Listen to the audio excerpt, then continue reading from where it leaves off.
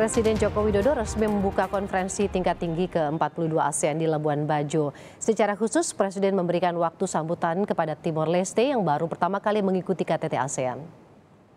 Presiden membuka KTT ke-42 ASEAN dengan membahas isu perdamaian kawasan ASEAN.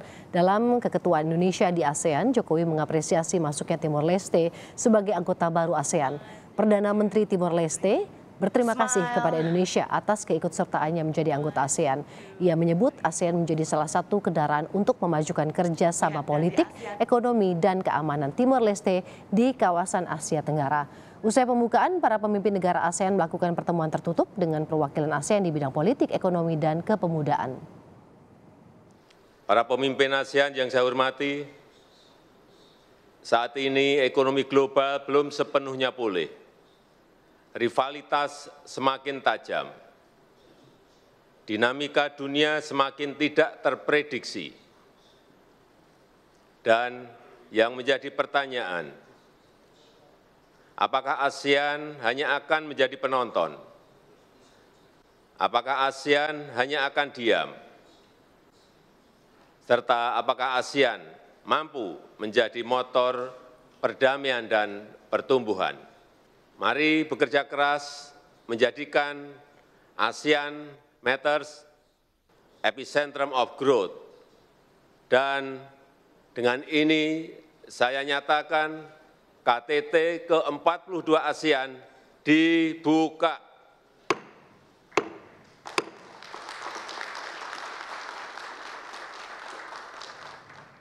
Informasi terkini dari pertemuan puncak konferensi tingkat tinggi ke-42 ASEAN 2023 akan kita tanyakan langsung dengan jurnalis Kompas TV ada Alfania Rizky di Arena Media Center KTT ASEAN di Labuan Bajo. Alfa, selamat siang. Apa saja yang menjadi fokus pembahasan atau agenda konferensi hari ini?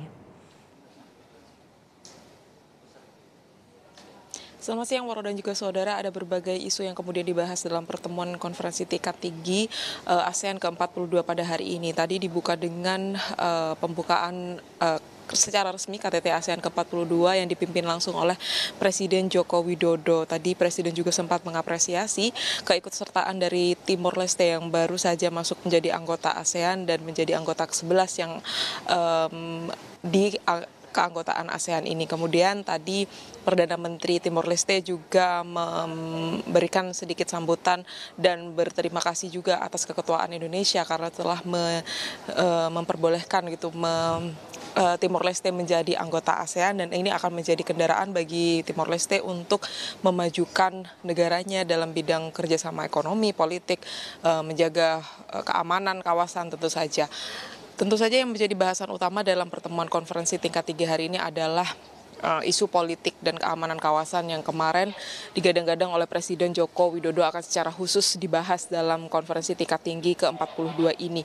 Isu politik dan keamanan ini khususnya di kawasan negara Myanmar ini menjadi isu yang penting karena dampaknya terhadap keamanan kawasan ASEAN dan juga negara-negara di sekitarnya. Tetapi Presiden menyebut ada dua isu besar yang kemudian akan dibahas dalam pertemuan pimpinan negara pada esok hari. Yang pertama yaitu konflik di Myanmar, bagaimana menyelesaikan konflik di sana dengan 5 konsensus yang sudah disepakati oleh negara anggota ASEAN, dan juga isu tindak pidana perdagangan orang yang harus diselesaikan begitu dari hulu hingga hilir. Ini dua isu ini yang kemudian terus digaungkan oleh Presiden Joko Widodo dalam keketuaannya di ASEAN.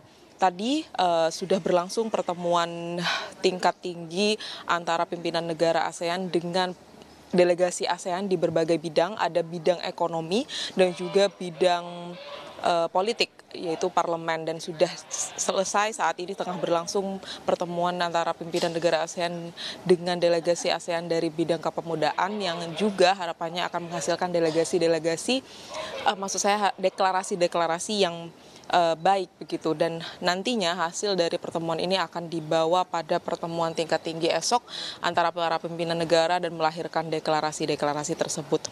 Khusus untuk isu politik dan keamanan kawasan Myanmar dan juga TPPO, ini diharapkan pertemuan antara kepala negara ASEAN ini bisa melahirkan deklarasi untuk menghentikan tindak pidana perdagangan orang yang saat ini marak terjadi di kawasan ASEAN. Tentu saja Indonesia menjadi salah satu yang terdampak dan banyak sekali korban yang sudah menjadi korban tindak pidana perdagangan orang.